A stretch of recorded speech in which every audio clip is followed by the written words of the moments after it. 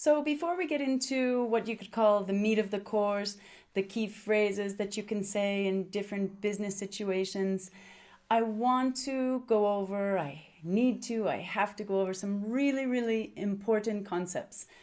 These are concepts that you're going to apply across the board in all the situations that you find yourself in. You're going to use these tips that I'm going to go over in any situation that you're communicating in English. So let me give you a couple of examples. First of all, it's really important that you become more and more aware of your voice and how you use your voice in English. You may have a very dynamic voice in your native language, and then all of a sudden you speak English and your voice becomes a little bit monotone and you don't really open your mouth and you don't stop at the end of sentences and you just keep talking.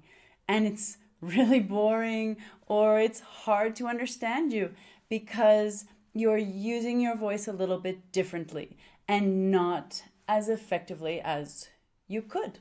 So that's an example of one of the concepts that I'm going to go over before we get into the key phrases, the more tactical information I'm going to give you in this course. Another example is being aware of your emotional state when you're speaking English. Sometimes people get very nervous when they're speaking an additional language. I know that I used to get nervous when I spoke French. I mean, beyond nervous. I was paralyzed. I couldn't speak French for 20 years, about 20 years, even though I had been exposed to it all that time. I had studied it almost every day, but because of emotions like shame and guilt and fear of being judged, I just couldn't get the words out. When I started speaking Spanish, it was not as serious, it was not as pronounced, but I still felt very nervous in some situations.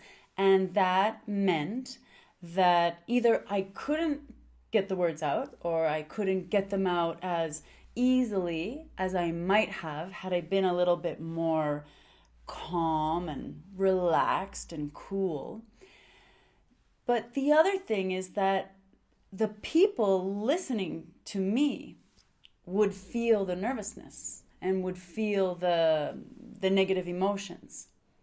I know that when I'm working as a trainer, I speak to people every day on the phone and I feel their emotional state, if they're stressed, if they're nervous, if they dislike English. Some people have, a certain resentment, resistance to English. And I feel that. And it doesn't matter how perfect their grammar is, how vast their vocabulary is. If the emotions are heavy, like stress, it's hard to continue engaging with them. It's a lot more tiring for me as the listener. So I want you to take a few minutes to watch the videos that come after this one. There's a few videos for you to see that are about fundamental concepts like using your voice, like being aware of your emotional state, and others. And please apply these concepts as much as possible when you're communicating in English.